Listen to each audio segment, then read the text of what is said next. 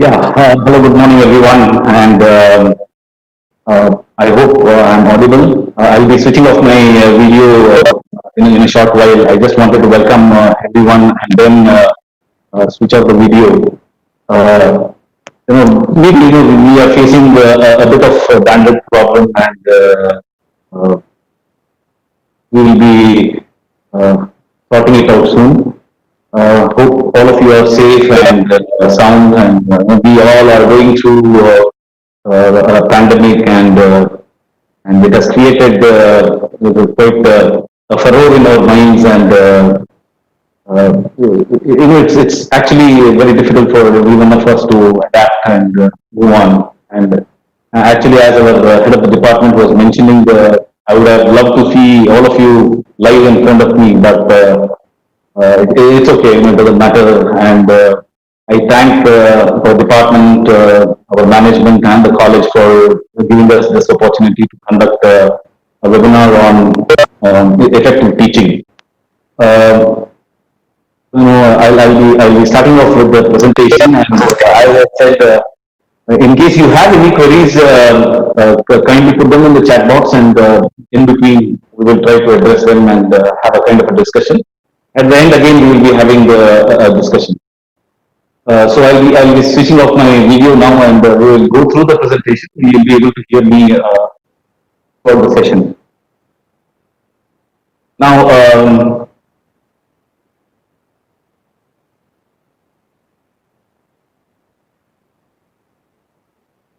today what we are going to discuss is why are teachers an important thread in the society, and various traits or characteristics that need to be possessed by a teacher.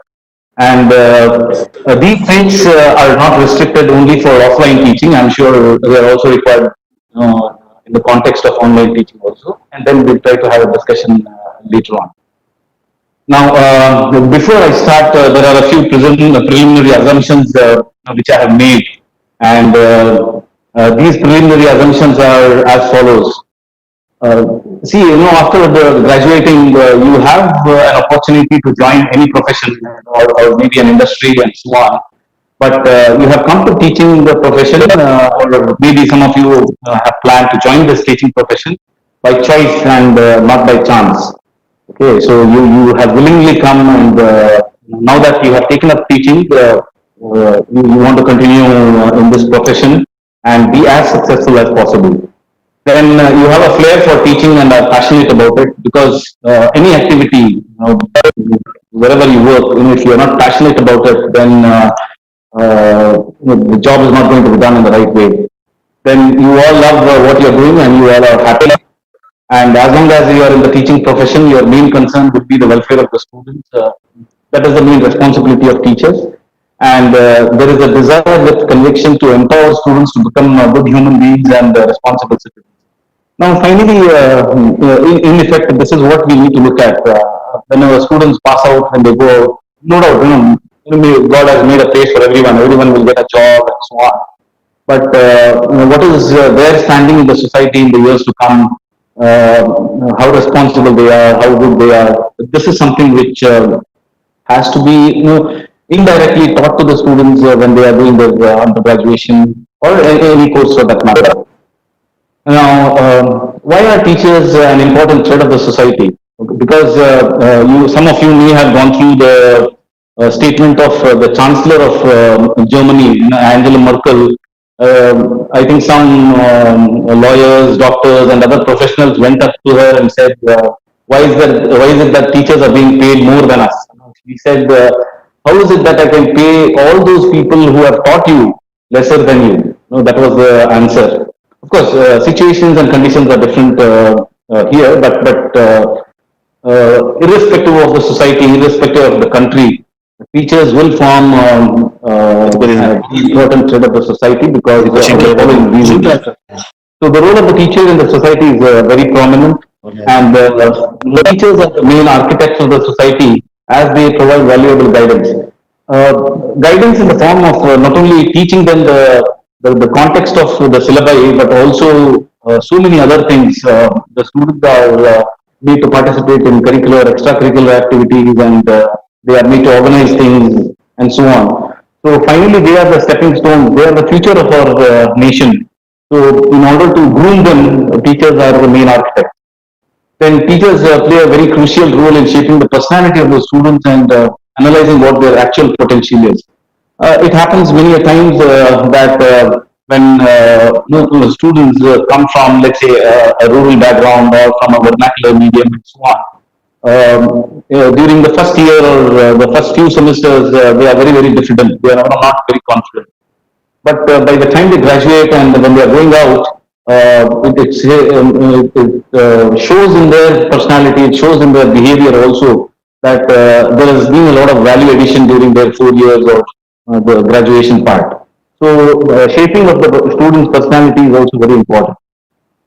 Then teaching is a noble profession. Everyone, right from the beginning, no, I myself come from a teaching family, so I know what kind of respect my parents earned, and if you are a good teacher, if you are a very compassionate teacher, then students actually love you. So teachers are expected to make more sacrifices than others. That is, generally in the society, if you go and tell someone that you are a teacher, you are looked upon as something higher than any other profession. However, there's a word of caution here that remuneration, promotion, scale band, college where you're working. There's so many other parameters. These are very, very sensitive and personal matters, and let's not talk about these things here. Our focus is mainly on finally how to become an effective teacher and what measures can be taken. Then teachers add value to the students' personality in the form of changing their attitude, behavior, etiquettes, soft skills, and any such traits. Okay, so I'll actually not be discussing it here, but there is something called the ASK triangle, ASK, which stands for attitude, knowledge, and skills. Okay. So we have this attitude at the top, and we have seen so many such examples where students possess knowledge. They also have the skills. But unfortunately, because of poor attitude, bad attitude, they don't grow. No, they don't do well. Okay. Now another example probably is when we compare cricketers Sachin Tendulkar and Vinod Kambli. Many a times people used to say that both of them are having the same kind of talent. That Sachin went way ahead of Vinod Kambli mainly because of attitude reasons is what experts say. Then hence it is imperative that teachers should be role models to the students. This is something which I always say that as a teacher, of course, when it comes to offline teaching, when we go into the classroom, at any given point of time, we'll be looking at only two eyes. Okay. But if the strength is about, say, 60, 65 students, then there are about 120 to 130 eyes looking at us. So teachers actually should be role models to the students. And in fact, if teachers have to become role models, then teachers themselves need a role model. Now, this is very important where teachers have to choose a role model. For example, we have a great personality like Dr. Sarvapalli Radhakrishnan. We celebrate Teachers Day in his name, and I hope that all of you know the story as to why his birthday is being celebrated as Teachers Day. It's not necessary, as I said, that you have to have Sarvapalli Radhakrishnan sir only as your role model. You can pick even your own school teachers, college teachers, anybody who has influenced you, and you can emulate them and try to reach their level. But a role model, having a role model is very important. And these days, not only the students, but even teachers also don't have role models. Now, what are the attributes or traits of a good teacher? When we look at, okay, this teacher is good. When we say that this teacher is good, it is not just about teaching. Okay, so you can see that we play multiple roles. A speaker has to be kind, a teacher has to be speaker, learner, mentor, leader, expressive, patient, and the number of adjectives probably what a teacher has, no else profession has these many adjectives to describe them. So you can see this is only just one slide, and we have an exhaustive list. I just don't want to continue with these kind of adjectives, but we can have we can have a view at what a teacher needs to be. Now, if you look at this cartoon here, the doctor is telling something to the teacher. This is the teacher standing on the other side.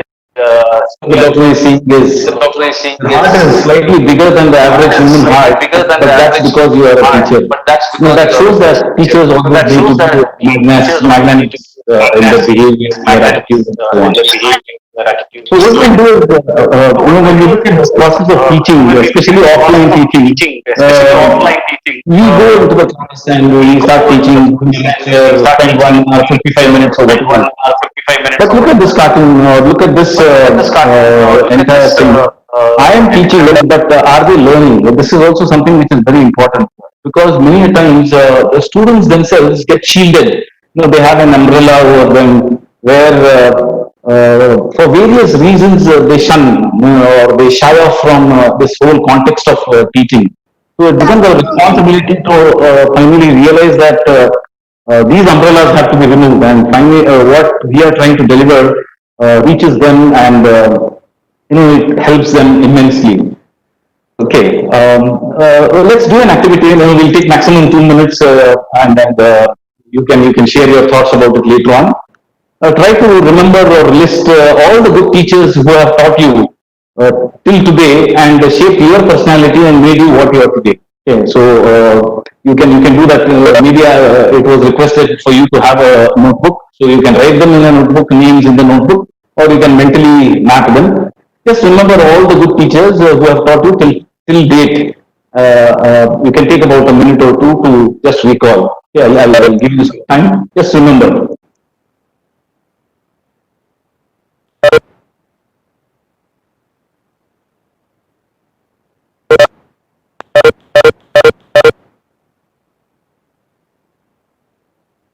So maybe you can just enter the figure in the chat box. I'll be able to see the chat box. In case you want to share, you can always enter into the chat box the number which you have remembered. I don't want the names. I just want the number.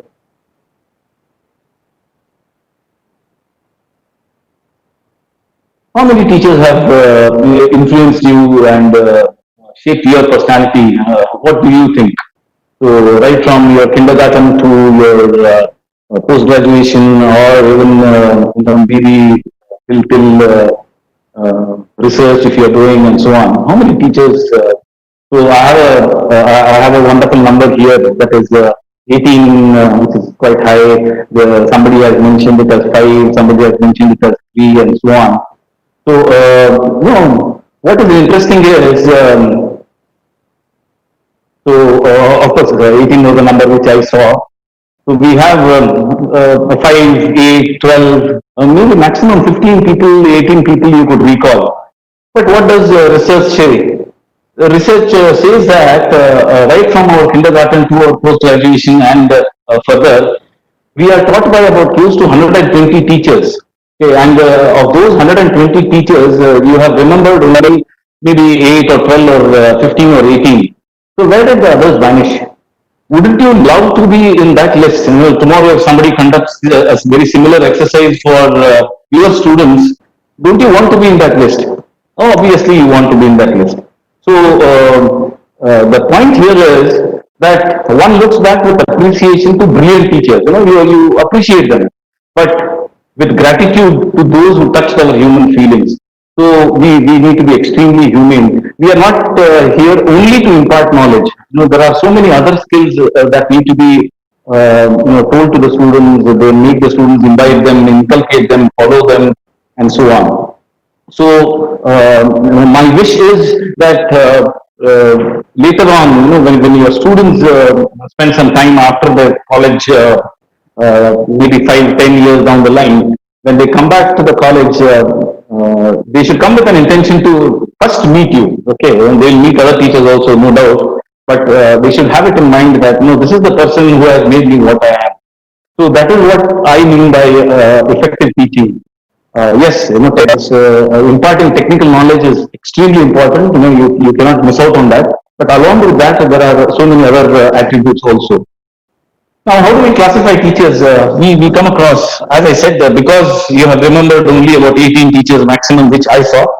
How do we classify teachers then? Okay, so we have a mediocre teacher, an average teacher, who tells, that their main intention is, how do I enter into a classroom and how do I spend the next 55 minutes? That's all. A mediocre teacher tells, then a good teacher explains, when a superior teacher demonstrates, and many a times I still remember my English teacher, and when a poem had to be narrated, he used to come into the class narrating the poem with all kinds of actions. So it is something which is unforgettable. But a great teacher inspires. So our main duty is to inspire students, to do something fruitful in their life. And the special characteristics which we are going to focus upon today in today's discussion will be all these. So, an effective teacher is talented, energetic, ambitious, cheerful, humane, eloquent, and resourceful. So, these are the major, you could say, characteristics. And under these, you have so many. So when we touch upon each of them one by one, you'll understand how it's going on. For example, a teacher is talented. What do we mean by a talented teacher? What kind of a talent are we talking about here? So we say that a talented teacher is trained, and this training is continuous. Train the trainers is a very common phrase which is used. So whenever most of you are attending this kind of a session, this is nothing but a kind of a training which you are undergoing. And whatever little you learn out of this session and tomorrow's session, you are going to implement it in some way or the other. You are going to remember some points and implement it. So you are very skillful. Adept is skillful. Then a talented teacher is learned. See, the teaching can never happen without learning. And everyone actually, I keep telling this to students, colleagues, and everyone that you need to be a lifelong learner. You cannot stop learning at any point of time saying that I have learned enough. So, it is definitely just not enough. And a talented teacher is equipped, takes questions, and is a lifelong learner, which I just mentioned.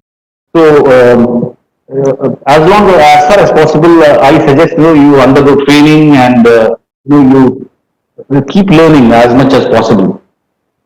Then we have an effective teacher is energetic. Energetic here, we are not talking about only the physical strength, the mental strength, moral strength, and so on. It has to be a blend of everything. Okay, so it so happens that we definitely remember a few teachers. When they come into the class, they stand at one single place. Okay, they never move around, and they never even make eye contact with a large number of students. This is not done. This cannot work, and such kind of teachers will not be remembered. So what you need to do is by your non-verbal communication. You need to move around a lot in the class, on the stage, and so on. So energy should ooze out from you when you are teaching.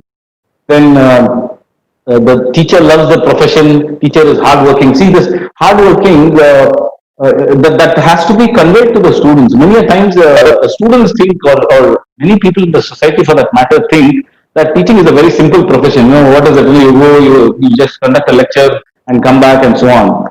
But I'm sure all of you have by now understood how difficult it is and what kind of efforts you need to put in order to prepare for one lecture. Okay, so that hard work finally needs to be conveyed to the students also. Then they are high powered, confident, knows the subject, knows the audience. We should be aware of the audience also. I don't know, since I was extremely happy when I saw the kind of participants for this webinar. We have right from Rajasthan to Telangana to so many other places. And I sincerely believe that any kind of a college, let it be any kind of a college, we will have different categories of students who will come to our class. Some of them may be from vernacular medium, some of them who are from a rural background, some of them who are not very conversant, very diffident, and so on. So when we enter into the class and start teaching, is it possible to stoop to the level of the lowest quality of the students? The high quality, the cream, we always say the cream always goes to, let's say, IITs, NITs, and so on. That is not necessary. I have seen students, and I'm sure all of you might have come across such students from your own college who can easily compete with students who have graduated from IITs, NITs, and so on. Okay, so it is just that how you have imparted, what kind of background they come from. So you should know your audience. Then energetic teacher prepares well, rehearses. Rehearsal is extremely important, especially for those who have maybe about 3-4 years of experience, because I still remember my first lecture, and even my students of that batch remember how I was behaving in the class. We didn't have any FDPs or any such programs then. We just went to the college. They said you are appointed, and from tomorrow you have to join. And tomorrow at this time you have your first lecture. That's it. There was no one to guide and so on. So when I prepared for about 3-4 pages, and I thought that okay, 3-4 pages is sufficient for 1 hour. I went into the classroom, and those 3-4 pages what I had prepared got over in about 35 minutes. So what to do for the next 25 minutes? And even while delivering that content, students could see my legs and my hands shaking, the kind of stage fear which I had. So all these can be overcome by good rehearsal. And many a times my own colleagues who have joined recently, or others from other departments, other colleges, they come up to me and ask, how do we rehearse? So one is you can pick a group of your own colleagues and who are not very critical and not very they won't criticize you in the negative way, and make them sit and deliver a lecture in front of them. Much better will be maybe if you stand in front of a mirror and deliver a lecture. Many a times this is also a very common observation which we make, that all of us have very peculiar mannerisms, and we are not aware of it. Maybe in your school days or college days, I'm sure you also might have done. There are some teachers who have the habit of repeating a few words, like right, okay, and so on. So in a span of about 55 minutes, they would have used that word about 25, 30, 35 times. And we are very naughty then, and we used to keep marking them. How many times the teacher has repeated this word. So to avoid these kind of peculiar mannerisms, you can rehearse in front of a mirror. In case you have a facility, you can record your own lecture and then view it and see what are the plus points and what are the drawbacks which you can overcome. Then an energetic teacher is vibrant, then visualizes success. The prime concern is always to be successful. Nobody enters into a class with an intention that maybe about 70% of my students have to fail in the examination. Obviously not. So we always visualize success. We want 100% result. So keeping that in mind, we see that an effective teacher has to be energetic and is healthy. That is, the physical and mental health state is extremely good. Then before we move on, if you have any questions, I can just till now whatever we have discussed, I can take about 2 or 3 questions and then move ahead. So maybe you can post the questions in the chat box. I can just go through 1 or 2. Let's not spend too much time as of now, but later on we can do it. Hello, Kerur sir. Hello. Unmute yourself, Anil. Yeah, I'm unmuted. Yeah, right. I got 2 questions on YouTube live. Okay. I cannot hear you. I cannot hear you clearly.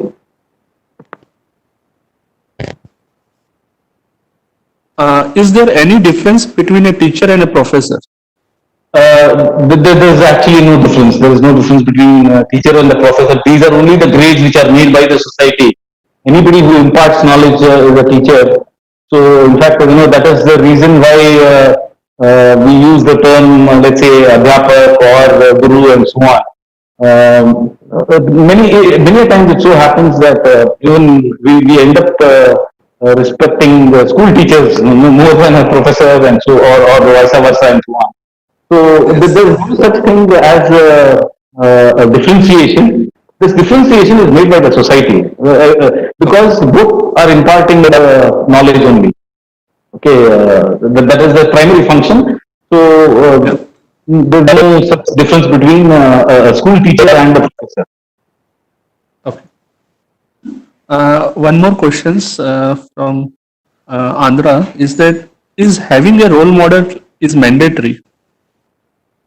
Many a times, unknowingly, we pick somebody as a role model. Mandatory in the sense, it's not necessary that we make a conscious effort to hold a torch and start searching for role models. Okay, so role models automatically come. As I said, you can have any number of role models, and they can be anybody. I just gave the example of Radhakrishnan sir, just because we all celebrate his birthday as Teachers' Day. But you can take your own school teacher, you can take your own college teacher as a role model. Just do some introspection and know what mannerisms, what qualities they had. Can I incorporate those qualities in my teaching and so on? Okay, so that is something which is very important. Okay, I have got another question in the chat box here. I'll address this and then continue with my discussion. What type of communication? This is from Dr. Anand Usmani.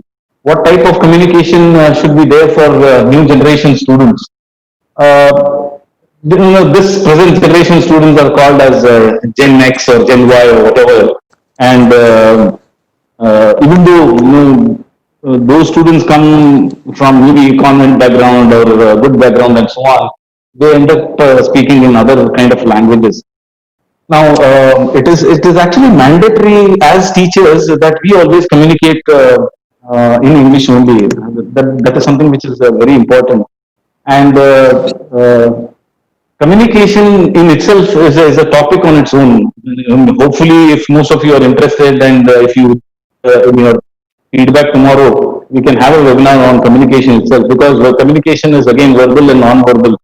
So both have to be addressed in front of the students because they are observing you, and when we talk about talking to the students, just because we hold a position, just because we are at a slightly higher level, we can't boss around over them.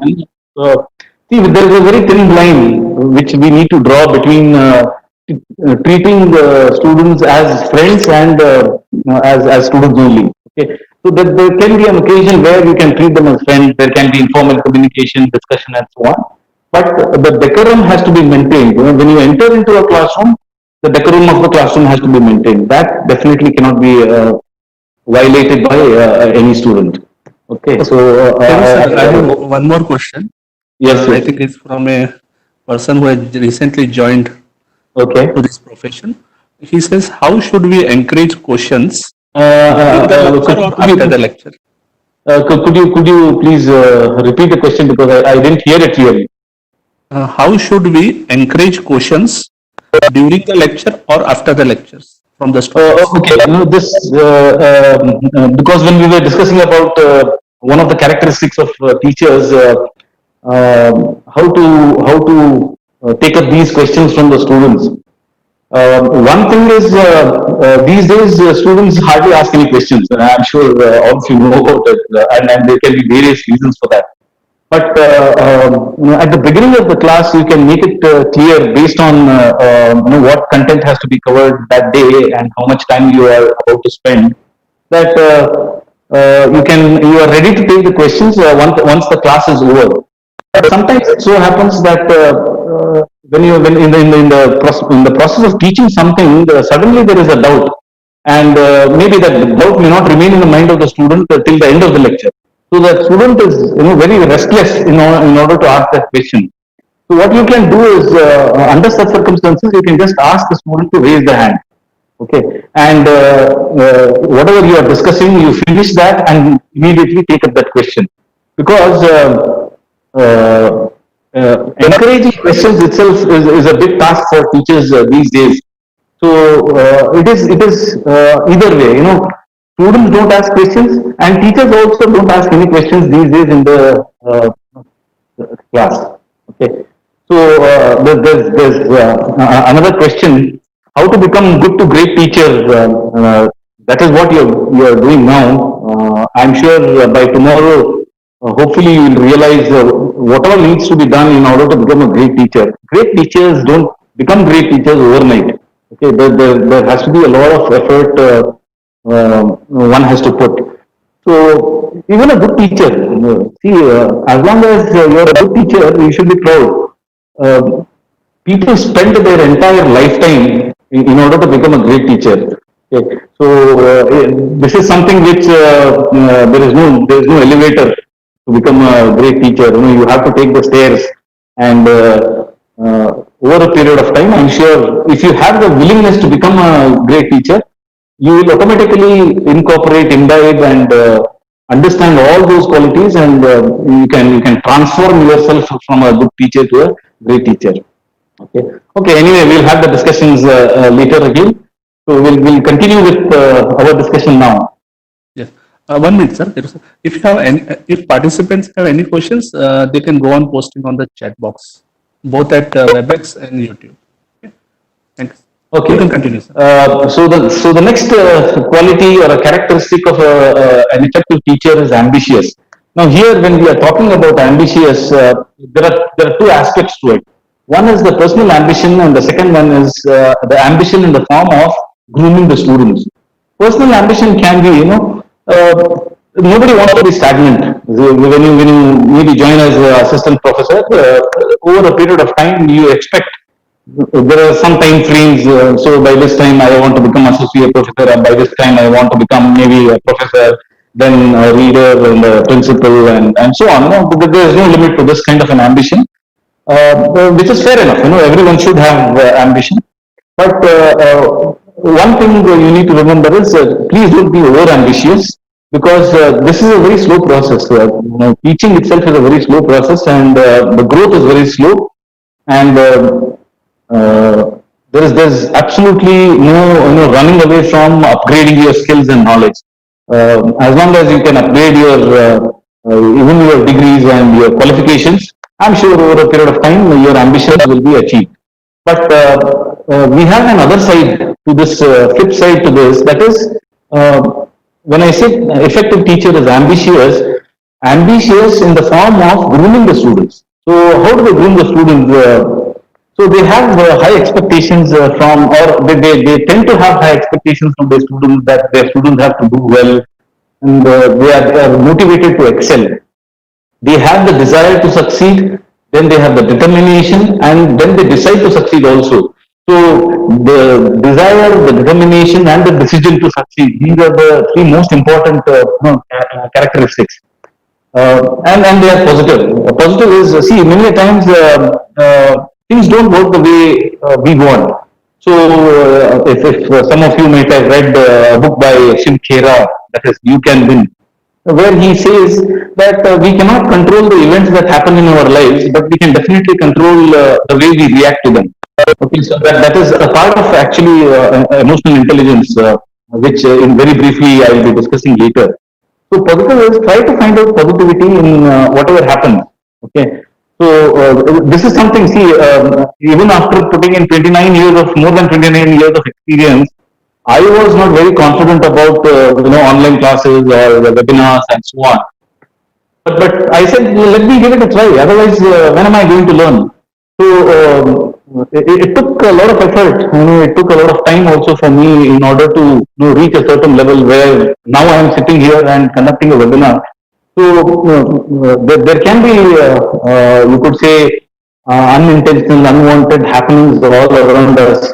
But in that, we need to find out what is the best for us, how it suits us. So an effective teacher is ambitious. So this ambition is, please take it from a student's point of view. Okay, then an effective teacher is cheerful. Now, what do we mean by cheerful? This is again a kind of an observation which we have made. When we enter into a class, I'm sure students have a very peculiar knack, no, wonderful knack of understanding what is the mental status of the teacher. Now, if you enter into a class with a grim face, then they immediately stop talking amongst themselves. Something has gone wrong either in the department, or he or she has had a fight with the spouse, or something, so some kind of a tension. So it is actually very important for us to differentiate between professional and personal life. Of course, it is easier said than done. People say that you should never carry your work home, you should not do this, not do that, and so on. But things are not that easy. I'm sure that all of us have realized that whether we like it or not, some of the work has to be carried home, and so on. So cheerful is, we also talk about humor, fun, and so on. So you can see there are so many things. And when we say cheerful, humorous and happy, clean, well dressed, social lubricant, that is, mixes with everyone.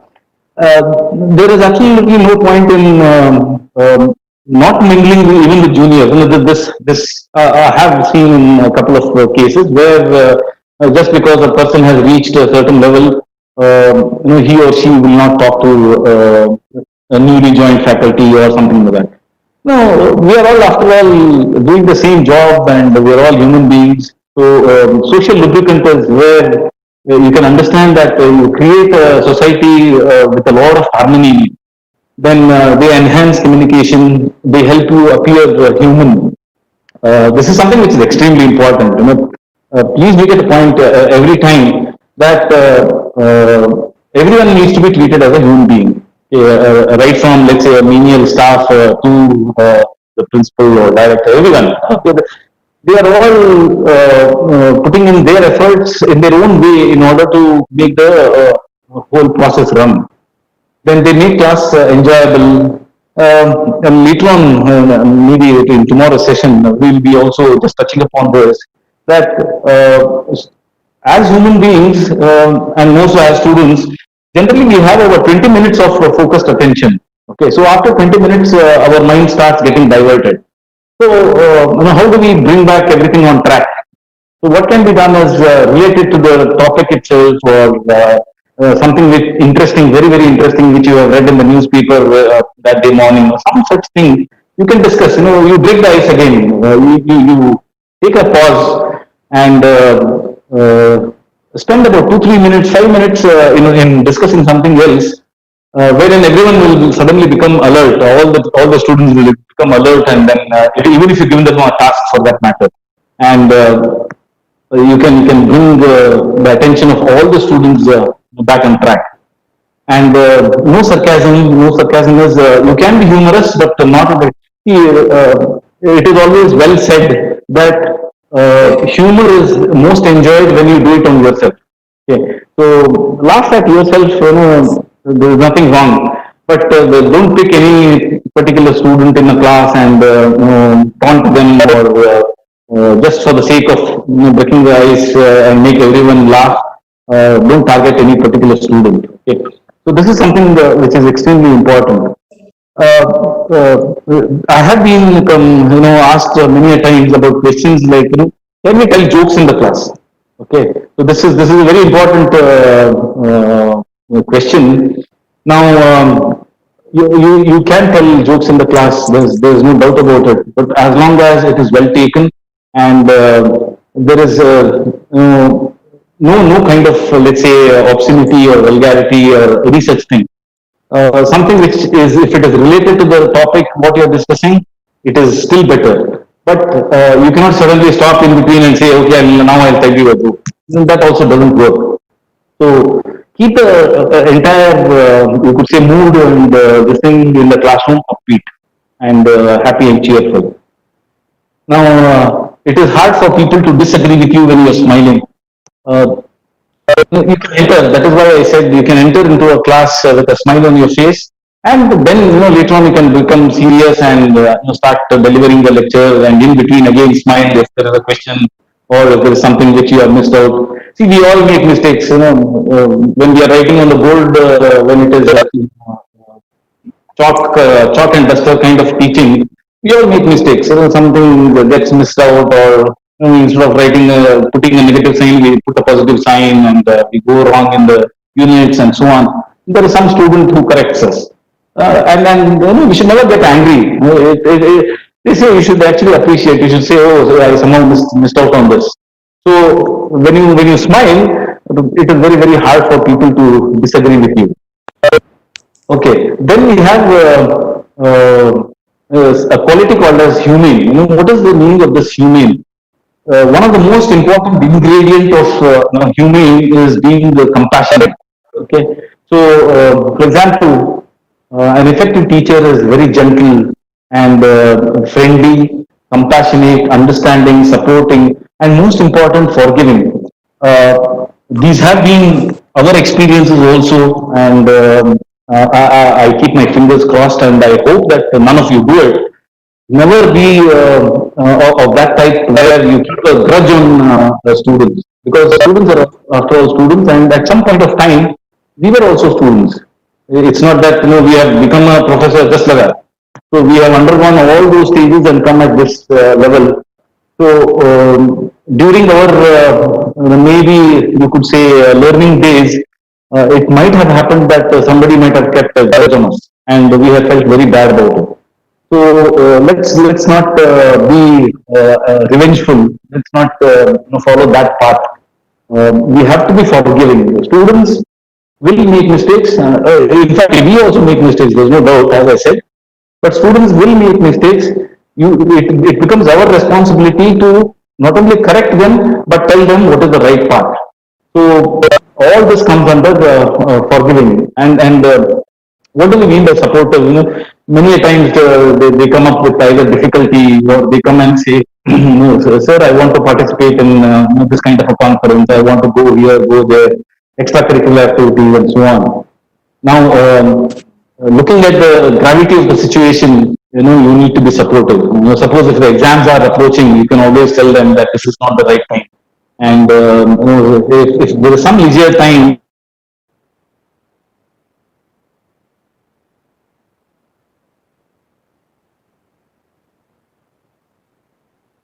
that is the inner feeling. And if you are compassionate, all other things will automatically follow.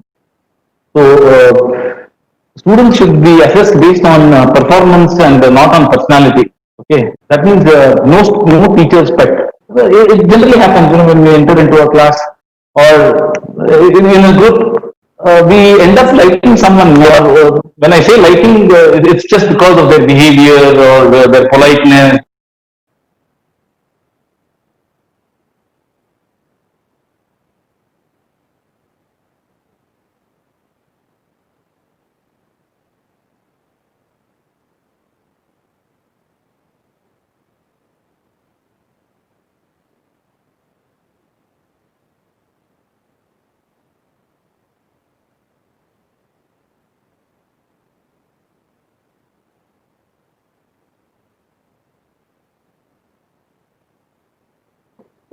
Okay, so you can see this cartoon here.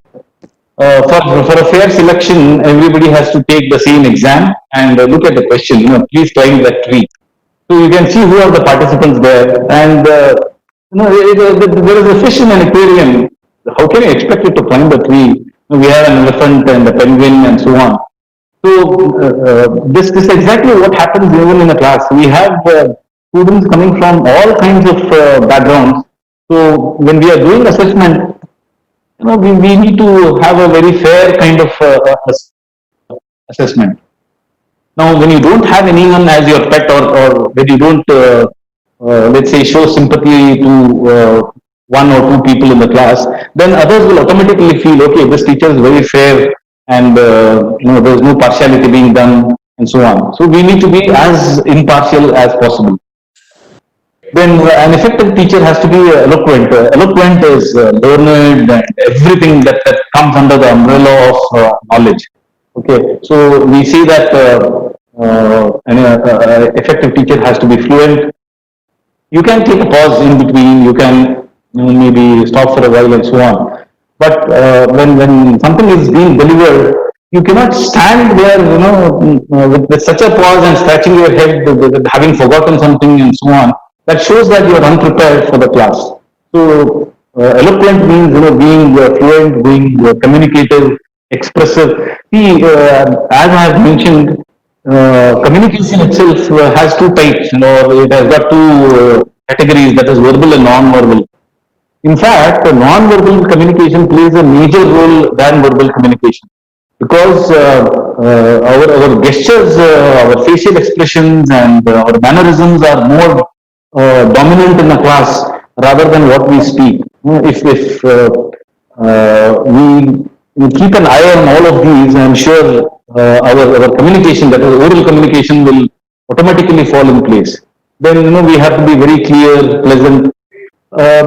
This is also something which we have come across, and I have been discussing without taking any names. There are teachers, who are excellent teachers. Knowledge-wise, they are unbeatable. They are supreme. However, what happens is when they enter into a class, the tone is so small, so less, or so this thing that maybe after the first 3 or 4 rows, the last benchers cannot hear.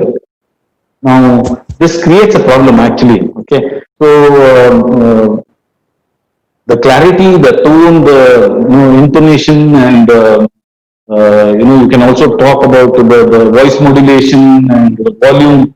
Everything plays a major role. So all these characteristics come under what we call as being eloquent. Then the final this thing is being resourceful. But before that, you can see when I talked about fluent, communicative, and so on. Are you the new English teacher? Okay, so yes, I are. That itself shows that the teacher or whoever is there in the cartoon is not well versed with English at all. So this is something which is unacceptable. Making the grammatical mistakes and making spelling mistakes when we are writing something on the board. All these things are not acceptable. And these are the things. These are the faults which students keep in their mind and discuss later on. There is also a saying, for example, if you have a goalkeeper in football, nobody will remember how many goals the goalkeeper has saved. So everyone will remember only how many goals he has missed. Similarly, you may have all the characteristics, you may be an excellent teacher, but somewhere, at some point of time, suddenly you commit a mistake. Those mistakes will get highlighted, they tend to get reflected over a period of time. Then an effective teacher, before going into resourceful, I'll spend some time on communication because this is something that is extremely important. Now, in communication, we say that an effective teacher has to be a very good listener. The reason is when we take questions from the students or when we talk to our superiors or talk to our subordinates, we should not assume something immediately and react. Okay, so we need to have patience, wait till the other person completes and then respond. So listening is one of the important key ingredients of communication. Then an effective teacher who is communicative speaks very clearly. They mind their words and tone. Now, words play a major role. This is something again which even my students and so many other people come up to me and ask, "Sir, how do we improve our vocabulary?" Vocabulary again is something that you don't have to sit with let's say a GRE book or English book or Wren and Martin grammar book and so on and go through it. It definitely will not work that way. The only way you can improve your vocabulary is by reading and reading, and of course along with that, if you get time, you can view good English news channels and so on. But you have to be very, very careful in the selection of the words and the tone in which you use them. Okay. So both of them go hand in hand. And if there is a sentence, on which word of that sentence you give more weightage, that will give a different meaning to that sentence altogether. Then they maintain eye contact. See, maintaining eye contact is a reflection of your confidence level. And where does this confidence come from? Confidence comes from one is preparation, how well versed you are with your subject, and the second one is communication.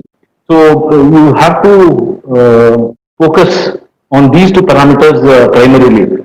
Now, again, there are instances where I have seen teachers who come into the class, they don't make any eye contact with any of the students. They will be blindly, looking at infinity or some wall or something and delivering their lecture. So that itself shows that they are lacking confidence or there is some problem. And they always, that is, effective teachers will always remember the 6 C's of communication.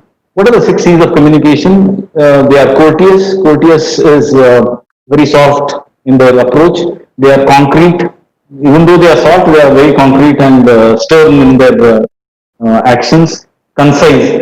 Concise is, if a point is to be told, I'm sure all of you have come across such kind of teachers or even friends for that matter. There'll be a very, very small incident that has to be narrated, but they consume an entire hour in order to do that. Right from the beginning, they tell you the entire story, and you may not have the patience. So, concise is being to the point. Then correctness, obviously we cannot tell wrong things in the class. Clarity in terms of enunciation and intonation, pronunciation, and so on, as well as clarity of thoughts and completeness. Many times it happens with all of us that when we come out of the class and then we go back to our room or our personal space, we suddenly remember, oh my God, this was also to be told to the class and I forgot and so on. So completeness is also equally important, where we can make notes or where we can prepare in such a way that nothing is left uncovered. Of course, we will have an opportunity to tell that in the next class, but maybe it would have been more relevant if we had told it in that class only. So completeness is also equally important. Now, what are the communication goals? Okay, so communication goals in general, whenever we talk about communication, are all these things. Why do we communicate? We communicate to get action, to ensure understanding, then to persuade, to get and give information, and to change behavior. And this is what we all do day in, day out. Okay, so whenever we communicate, not only with our students, but with anyone in the society, it will be either one of these or a combination of these.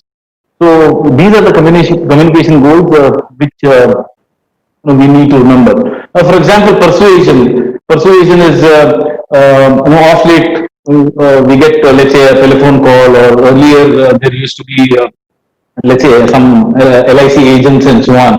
They want to sell they want to sell a LIC policy to you. No, you should see the kind of persuasion which they are involved. They'll tell you everything, each and everything, and persuade you so much, and try to convince you that you can buy that policy. So that was just an example, but normally those who belong to the marketing department have these persuasion skills. Then to get and give information is what we do to ensure understanding, and to change behavior is something which is extremely important. Now, to change behavior is, I was talking about it earlier, that we are going to influence the attitude of the student. So, for example, parents communicate with their children to change their behavior. They give instructions. Sometimes they get angry. Sometimes they take them on their lap and tell something and so on. So that is basically to change behavior. So all these are nothing but the communication goals. Now the last one is an effective teacher is resourceful. Now what do we mean by resourceful? Effective teacher is creative, original, imaginative. Of course, this word, I'm sure those who are doing research, those who have already completed the research, or those who are planning to do the research, this word you will never forget, that is plagiarism. Okay, so plagiarism is nothing but one is of course originality, and the second one is if you have used somebody else's result or work or something like that, then you need to acknowledge. If there is no acknowledgement, it leads to plagiarism. You can't claim it as your own original work. But in teaching, you can do that. You can. It's not necessary that every day you go to the class, with notes or textbook or duster, chalk, and so on. On some days, you can just go without anything and deliver a lecture, uh, which will create a kind of an impression in the minds of the students that okay, the teacher is so well read and well versed that no aids are required.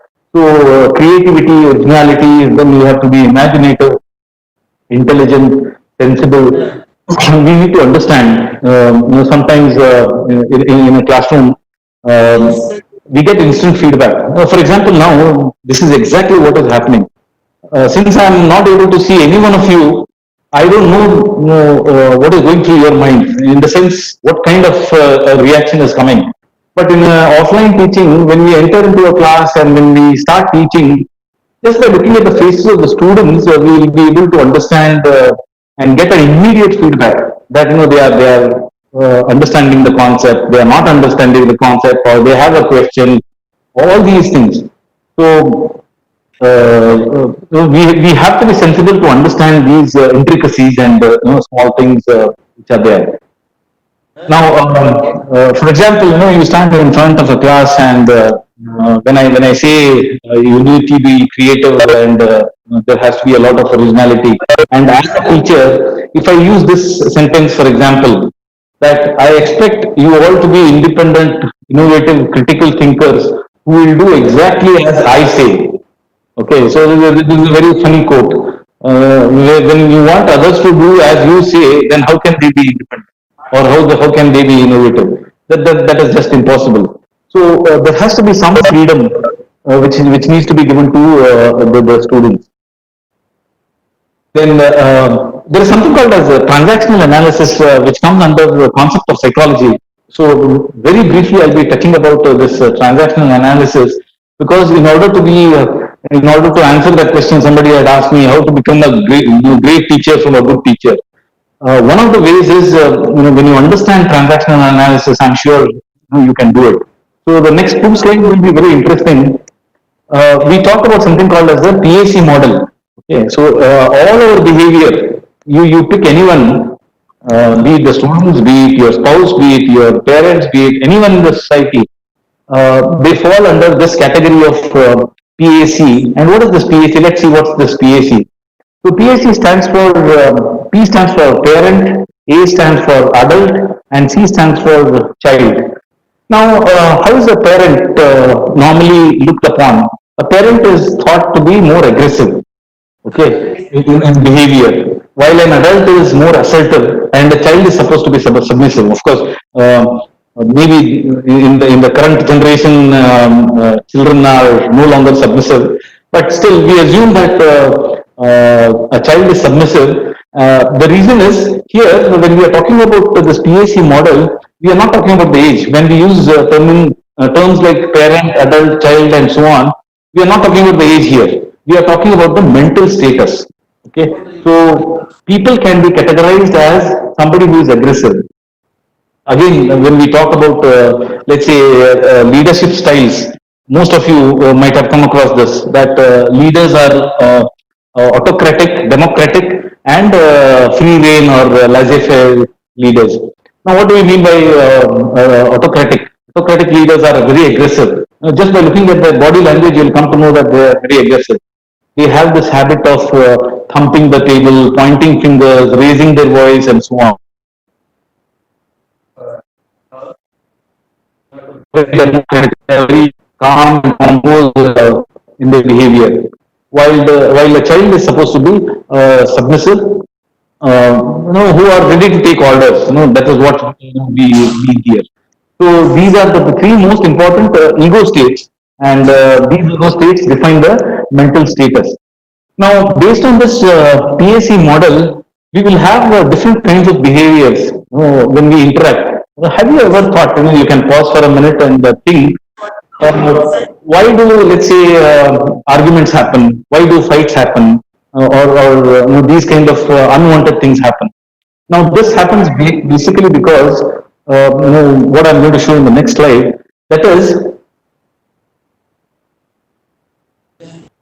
we have a mental status. Suppose I'm talking to somebody, and my mental status as well as the mental status of the other person is, I'm okay, you are okay. I'm thinking on this line, and the other person is also thinking on this line. Then what kind of an interaction will happen, do you think? The interaction is going to be extremely smooth. It is going to be very, very matured, assertive and matured. So in fact, we want the first quadrant, I call this as the first quadrant, this kind of an interaction to happen not only in a classroom but in our day-to-day lives also. So everywhere, if we move on with a feeling that I am okay, you are okay, and the other person also should feel the same, because just we feeling I am okay and you are okay is not sufficient. What about the other person? How the other person for you there is somebody else as the other person, and for somebody else you are the other person. So that somebody else should also think on these lines only. These lines only. That is, I am okay, you are okay. Then the things will start moving in a very, very matured way, and there can be no argument, there can be no fights. Everything will be very harmonious the way we want it. Now we have another thing where suppose my mental status is I am okay and you are not okay. Okay, so we were talking about aggressiveness. So autocratic leaders generally tend to be like this. I am okay, you are not okay. Whatever I do is correct, and whatever you are doing is not correct. This is the kind of behavior or transactional analysis which can happen. Now, when we have this kind of a scenario, I am okay, you are not okay, then this can also result in fights. So this behavior is called as aggressive and egoistic. Then the third quadrant is representing I am not okay, you are okay. Okay, we do come across such kind of people also. I am not okay, you are okay, where people keep complaining all the time. Everything that is happening to you is good, and everything that is happening to me is bad. So such people tend to be more submissive and pessimistic in their approach. We don't want people or interactions or transactions to happen in this quadrant also. And finally, we have something which is extremely dangerous. That is, I am not okay and you are not okay. So only God can save them. Off late, during this pandemic and close down and so on, we have been coming across so many news items, so many such things where people are taking the wrong path. Okay, that is essentially because of this kind of a behavior. Nothing is going their way and nothing is going the other's way also. So I'm not okay, you are not okay. This is something which has to be completely avoided. You cannot go into that category at all. So this is all about transactional analysis, which if we remember that we need to fall in the first quadrant, I'm sure slowly over a period of time, you can change your behavioral style and become a great teacher. So these are the general qualities where an effective teacher has the courage to dream, the thirst for knowledge, because we are all lifelong learners. Everyone has to be a lifelong learner, but it is more so in the case of teachers. We need to be lifelong learners. There is a thirst for knowledge. Then there is a passion to excel, the conviction to break free, the vision to build, the skill to achieve, and the character to inspire. So when we were talking about a great teacher inspires, that inspiration that doesn't come just like that. You need to have that inbuilt, that character in you in order to inspire others. So these are the general, you could say, traits or characteristics which an effective teacher needs to have. Then we also need to remember a couple of important things. Now, what are these important things? The first important thing is we see this kind of a competition every day, especially between a parent and a child. Most of the time, we see parents pestering their children. Not only their children when they are comparing with other children, their classmates, and so on. there is a tendency sometimes where parents compare between their own children. Okay, so this is it's not a rat race.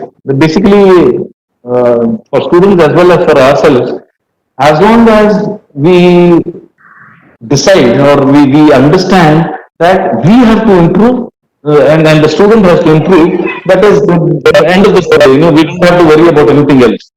So it is not a rat race, and we should neither push for it. Then we have to impress upon the students to compete with themselves. Oh, let's say there's a student who has scored about 60% or got a B grade in one semester. You need to tell that person that make it as a take it as a challenge. Make it a point to enhance your grade to maybe A in your next semester. Instead of telling, see, all your classmates are in A category and you are coming B category.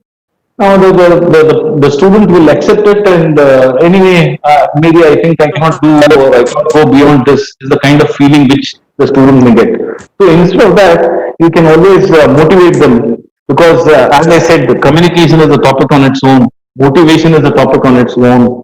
Whenever we talk about motivation, of course, there are innumerable theories of motivation, right from Maslow's pyramid. We have Earth theory, existence, relatedness, and growth theory of motivation. We have valency theory, Bloom's theory, theory X and theory Y, motivation and hygiene theory. These theories are excellent to teach, but when we come down to the ground reality, sometimes we feel that none of these theories work. What is the theory? For example, I give this quote in the classroom. I always tell my students that I can take a horse to a pond, but I can never make it drink water. Okay, so you can understand this is motivation. I can take a horse to a pond, but I can never make it drink water. When will the horse drink water? The horse will drink water only if it is thirsty. Otherwise, it's not going to drink water at all.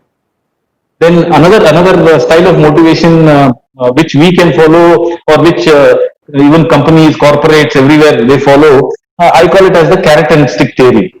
What motivates people? Okay, so carrot stands for a reward, and stick stands for a punishment.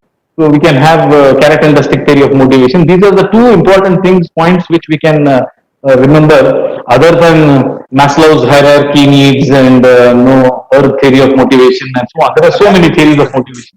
Yes, wonderful theories, but we can conclude finally and put all of them in a nutshell, saying that it is either going to be carrot and stick theory, or it is something like taking a horse to a pond and trying to make it drink water. Now, when we do this, when we motivate the students, when we tell them that you can do much better than what you are actually doing now, then a tickle of excellence slowly, as I said.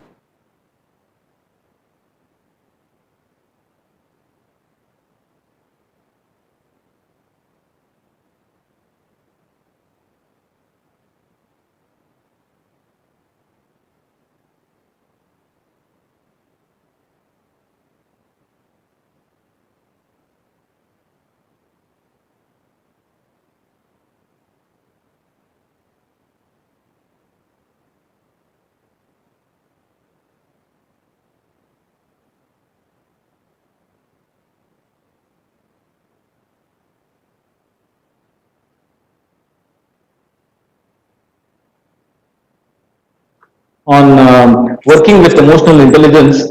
And of late, of course, there is a new concept which is emerging, which is called a social intelligence. Both are equally important, emotional intelligence and social.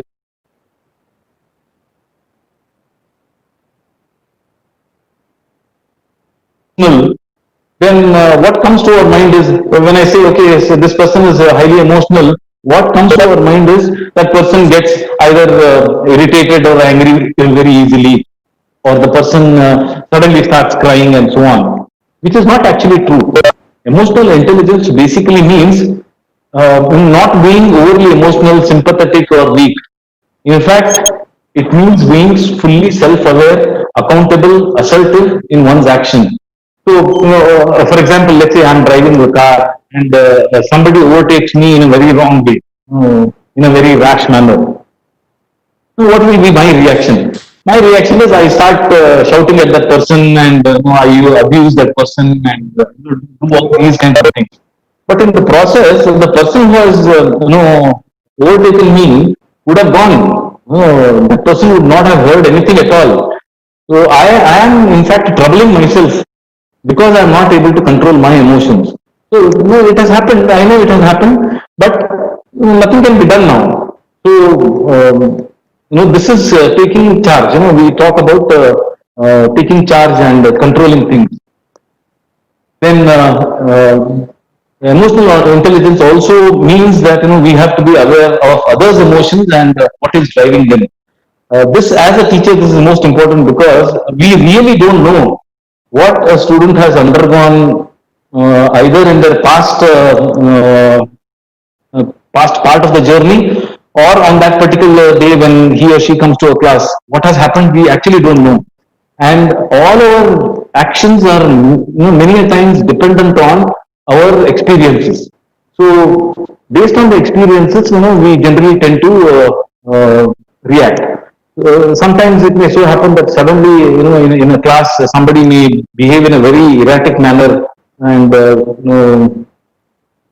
we have not in the sense we may not be able to handle it properly because we don't understand what it means. So somebody has requested for an annotation. Please remove that thread. It's okay. I can't. Okay.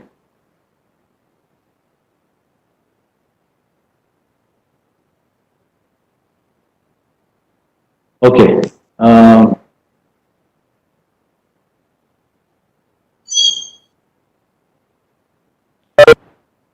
Just a minute.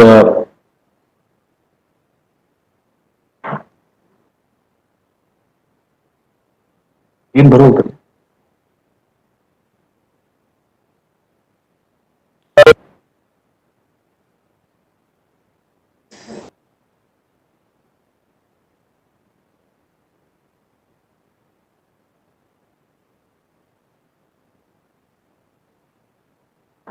Just 1 minute. I think there's some problem. Somebody asked for an annotation and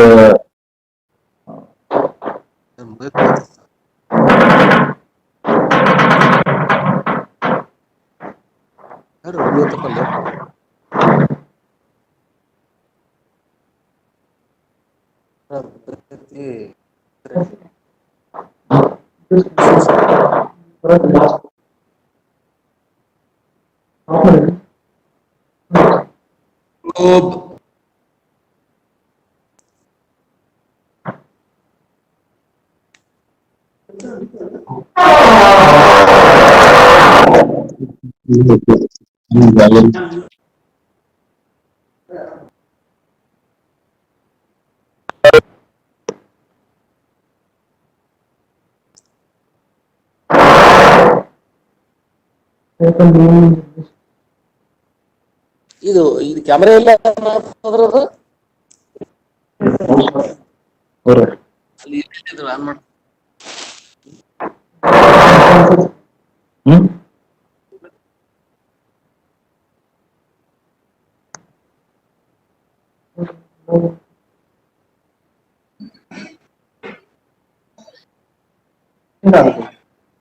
allowed no, but it's not moving. The slides are not moving forward because somebody has.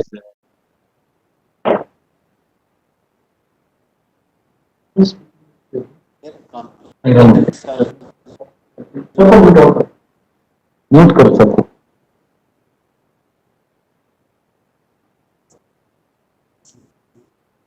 Yeah. Yeah. Okay. I think there was a small hiccup which we had to go through, and finally. We as teachers, we need to be innovative thinkers, leaders, and people who want to be accountable for their own success. Obviously, unless and until we take control of everything, it won't work. Okay. So again, what we'll do is we will have an icebreaker. In case there are any questions, you can again put it in the chat box, and I'll try to answer to those questions.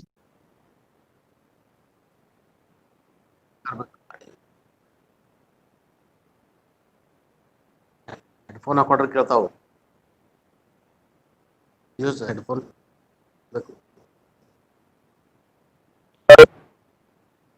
I'll be able to get questions only from Cisco. So if anyone from Cisco wants to ask any questions, you are free to do that. I'll try to get the questions from YouTube. Just a minute.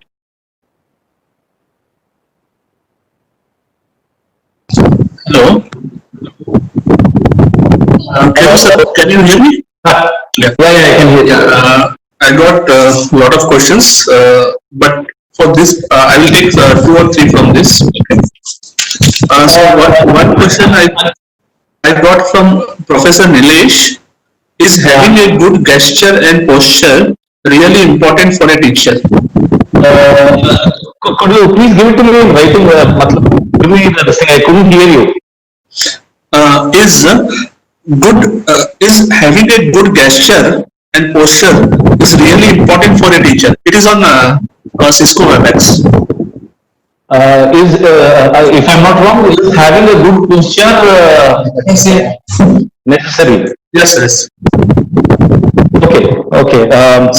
I think this is something which is extremely relevant and a very good question also, because whenever we talk about non-verbal communication, many a times we are able to read somebody's mind just by looking at them.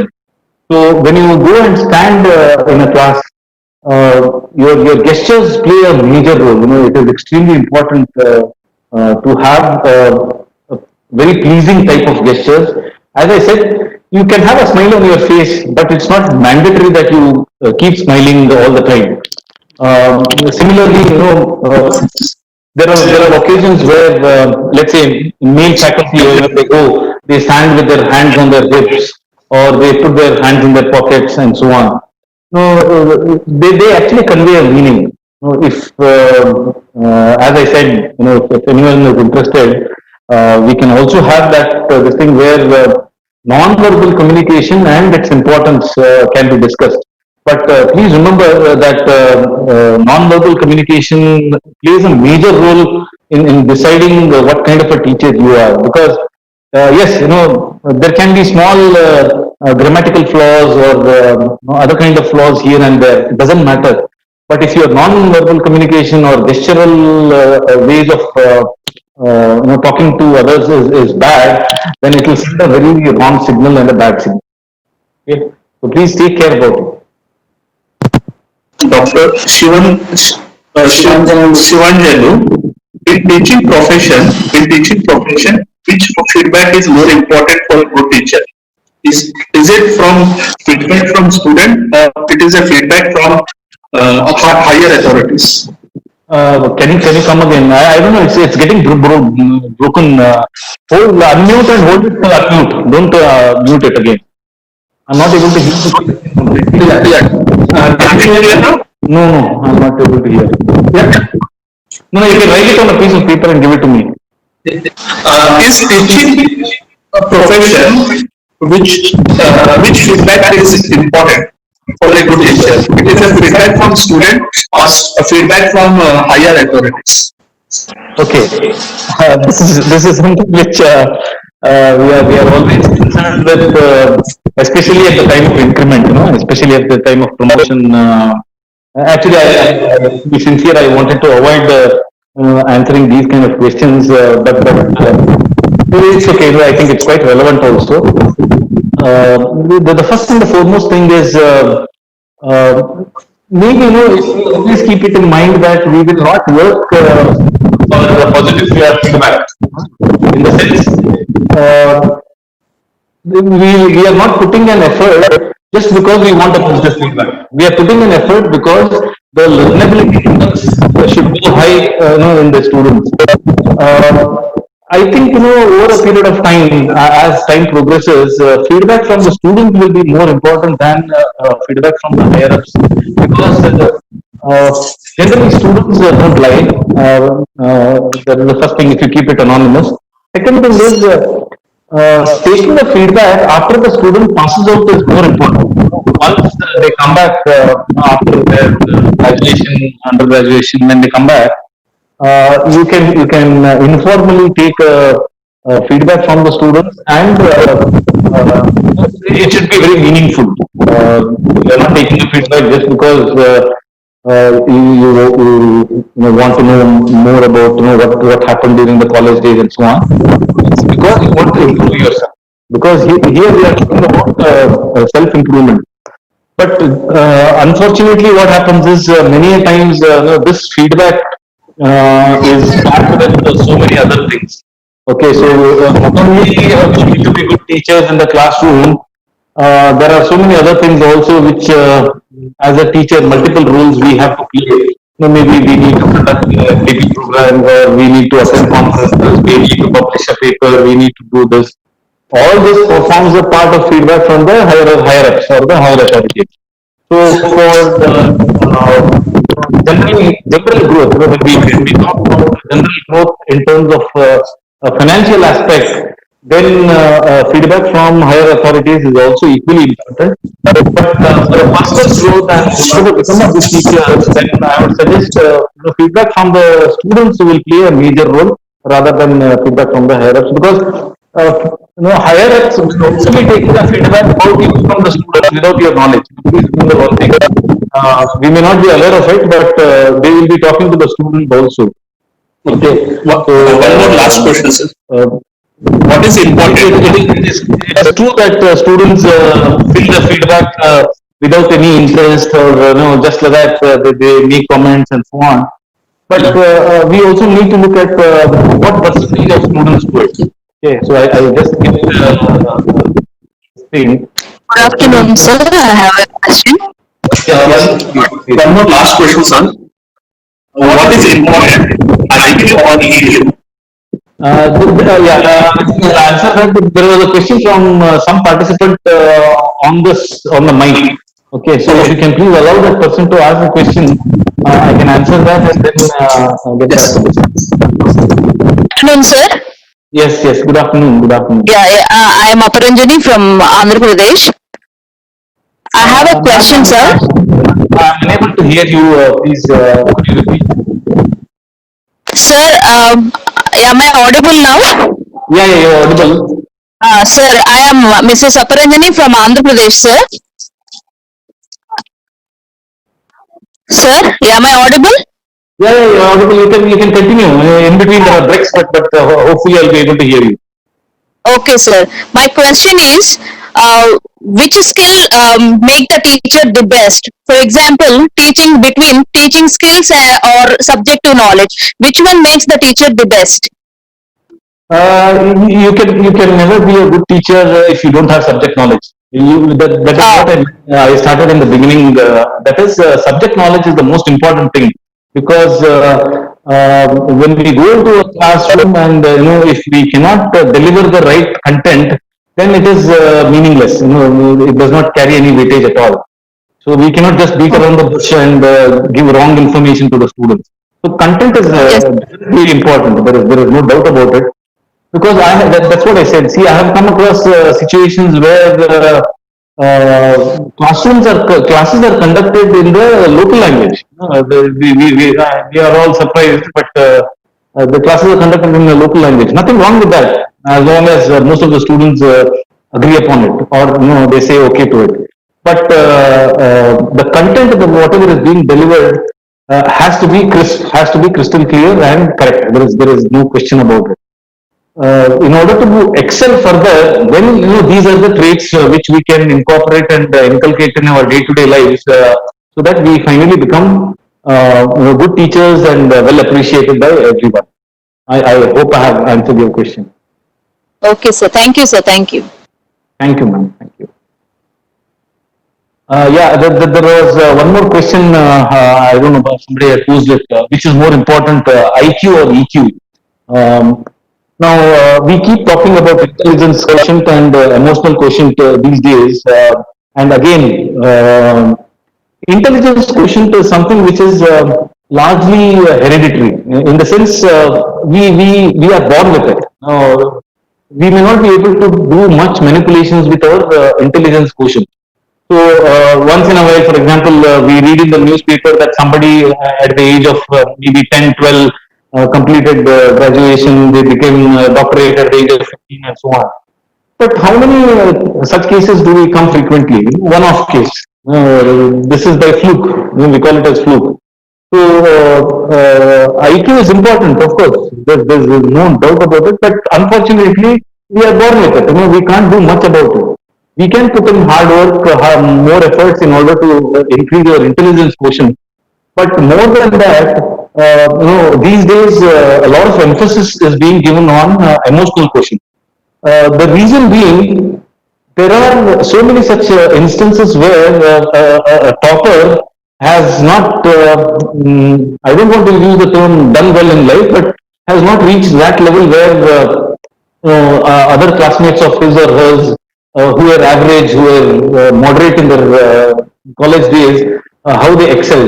That is because probably they are emotionally more stable. Their emotional quotient is high. They know how to discuss with people, how to talk to people, how to do it, and so on. Okay, so that is something which is more important. Um, there, as I said, when we were discussing about feedback, there are a few more questions where the modalities and the valuation being done is not proper, or how, what do you have to say about it, and so on. See, these are extremely personal matters because what kind of a mode is used, methodology is used, will be left to the organization. So we may not have a say in that. But if you can, sit down and frame excellent questions, I think, and convince the authorities to follow it, that will be something which is very good. Now, there was another very nice question: how to overcome negative motivation from colleagues. Okay, this is something which happens day in day out because. When we as teachers look upon others, not exactly as role models, but as colleagues, and if they tend to demotivate us, one of the ways is, you keep your foot down and be very strong and say that, no, this is what I'm going to do. I'm doing it with conviction, and I have full faith in what I'm doing. That is one way of doing it. Another way of doing it is, stay away from such people, because negativity is something which spreads very quickly. So it is always better to stay away from people who try to spread the negativity. If you, on a personal note, can transform them from negativity to positivity, well and good. If you can do it, wonderful. There is nothing like it. But in case you cannot do it, then I would suggest just stay away from them and move on with your own life. Okay, so I think we have had enough questions. We will move ahead and try to quickly conclude the session. So Einstein had said that it is the supreme art of the teacher to awaken joy in creative expression and knowledge. So we have been talking about creativity on one side and knowledge on the other side. And creativity is going to come into picture only when we give enough freedom to our students. So, I keep talking and discussing with so many people, and once in a while, when I talk to our head of the department and others, I say that, a stage should never come when, suppose, let's say, in a school or somewhere, somebody is required to write an essay on a particular topic. It should never so happen that, all the 60 or 40 essays in a class are the same. Okay, that means we have completely snubbed the creativity in the class. All of them tend to follow, what you say, which is not a good sign, in that context. Similarly, another saying which I loved was, 20 to 40 years from now, depending on, of course, how much experience you are left with, it will not matter what my bank balance was, the sort of house I lived in, or the kind of car I drove, but the world may be different because I was important in the life of a child. That is, without our knowledge, we are actually influencing the students every day. And, later on, if they come back and tell you that it was you who changed my life, there can be nothing more rewarding than that. Then finally, the 10 commandments for effective teaching, self-motivation, as I said, it is again easier said than done, but we have to find ways and means of keeping ourselves motivated all the time. Then understand the importance of our role as a teacher and totally commit ourselves to the notion that desire to learn is an innate human characteristic. That is, everyone wants to learn.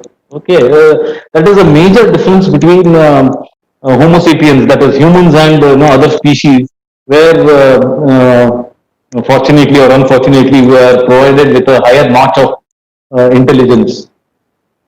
Then teaching cannot occur in the absence of learning. That is what I said.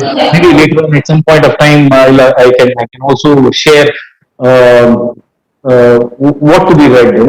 Because these days it is very confusing. What kind of novels or fiction, what do we need to read? The best thing is start with a newspaper in the morning, English newspaper in the morning. That is the best thing. One is your language will improve. The second one is your information will improve. The amount of information what you have. And remember that the most important characteristics of a good teacher are being caring, enthusiastic, and respectful towards all the students. Students are students, no doubt about it, but it does not mean that we need to disrespect them or behave in a demeaning way with them. And make sure our students know why we are doing the things which we do and what they are also doing. So here I was talking about the efforts which we put in. As teachers, I'm 100% sure that all of us put in tremendous efforts, because we want to be successful. We want to come out from our class with a feeling of happiness and contentment. So the students have to somehow come to know that this teacher puts in a lot of efforts. Then we have make sure that we are teaching in a way that is truly relevant to the needs and interests of our students. Continually remind ourselves that everything we do should enhance learning. In the students, there has to be an improvement. I also tell my first year students whenever we have some induction program or something like that, I talk to my newly joined students that after 4 years, if you look back and if you feel that you are still the same, then there is no value addition that has been done. And it is somewhere where we have failed miserably. There has to be value addition. There has to be a complete turnaround in their personality, in their intelligence, in their approach towards life, how they go about it, and so on.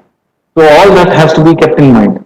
Then continually engage in the practice of reflective teaching. Reflective is again nothing but feedback only, where we reflect upon what improvements can be done in order to become a great teacher, and always make sure that we and our students are having the fruitful time in the teaching learning process. Never ever should we have it in mind. This is something which I loathe the most, I hate the most. In case I find someone doing it, where the only intention of entering the class is somehow to spend 55 minutes or 1 hour and then get out of the class as quickly as possible. This is not done at all. This is something which is not acceptable at all. The moment you have decided to go and give a lecture, then there are a lot of preparations that need to be done, and that is something which we should think about. So it is the teacher that makes the difference and not the classroom. Okay, so many a times we may have this habit of sometimes we may complain that this is not right, that is not right, and so on. As long as we are right, everything else will fall in place. Yeah, classroom. It is true that teacher is the most important, you could say, tool. Classroom is also equally important to some extent, but you can always overcome it. So teacher is going to be the most important. So aspire to be an effective teacher simply because you are planting the students' future. Okay, so you always need to tell the students, keep reminding them that you are the future. You are going to carry the baton and be responsible, carry the responsibility of this nation. So you have to become responsible citizens. And how to become responsible? Just by getting a rank to the university or just by getting some good laurels is not sufficient. There are so many other things also that needs to be done. Okay, so finally, our intention has to be that we are creating such class of students, such batch of students who are intelligent, who are very responsible, who are caring towards the society, who are responsible towards the society, and become good leaders as well as they understand how important it is to the nation. Okay. So this is the slide for today for my presentation. So you must be the change you wish to see in the world. Many a times we want so many changes to happen. Okay. But before those changes happen, it is important that first we change ourselves. Once we change ourselves, then we can have that courage to change others and other things. Okay. So it's all about presentation and I hope it was interesting as well as meaningful. I hope you could learn something about it at least. Okay, so we'll again, as I said, before we finally conclude, take up a few more questions and then conclude. Maybe another 2 or 3 questions. I have messaged all the questions on your chat box. Yeah. There are around 4 questions. I'm unable to see the questions Okay. First question is how to encourage vernacular medium students to in present online classes. Okay, this is maybe tomorrow we are going to have some discussion on this where we are going to be discussing about the challenges in online teaching. But as of now, what can be done is see whenever we talk about vernacular medium students, be it online classes, they always face difficult.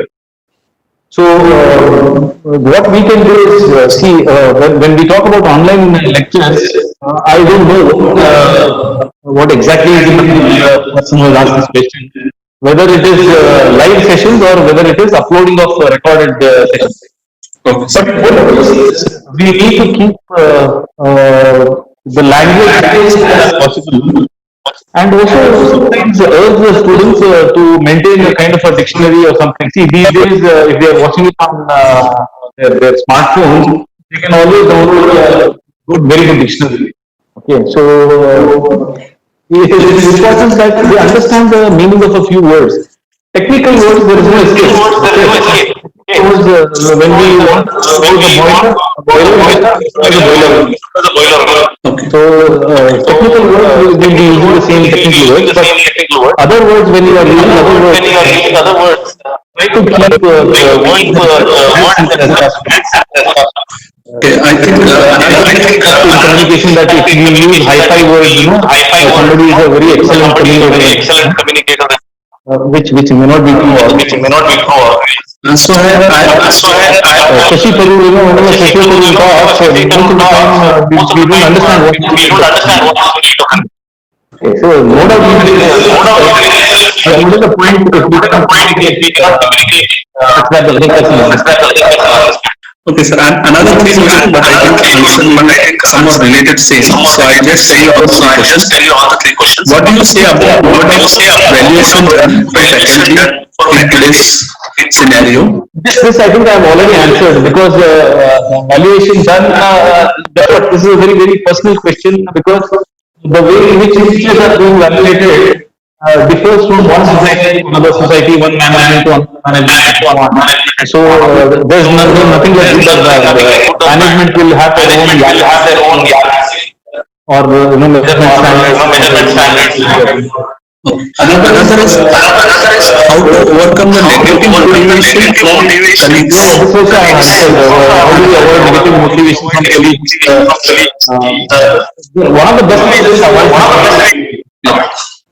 Another way is, maybe what you can do is, if you can turn that person, if you have the courage, the motivation, the conviction to transform that negativity to positivity, wonderful, nothing like it. But if you can't do it, then it is best to stay away from negative people. And how to improve the self-confidence? I didn't think How to improve the self-confidence? Okay. This is a very interesting feature because whenever we talk about self-confidence may be one single word, but you could say ingredients to improving self-confidence are many. Okay, so you can build your self-confidence in various ways, but a couple of things have to be true.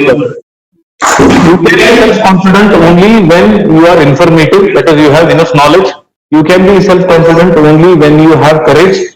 You can be self-confident when you have very good communication skills. You can be self-confident when you are an excellent motivator. Okay, so these are the four important parameters that need to be remembered. So, if you can improve your knowledge level, if you can improve your communication level, if you can improve your courage level as well as your motivation level, then you can improve your self confidence. Okay, sir. I have only. I think we'll conclude now, Yes. and you need to give your attendance and all such things. So I'll stop for the day, and I look forward to meet you all tomorrow again, and take questions also. Online, offline teaching, there's one question which I can see, that part we'll be discussing anyway tomorrow about concentration and what needs to be done to make online teaching successful. Yeah. So, thank you, and thank you very much. See you tomorrow. Thank you, sir.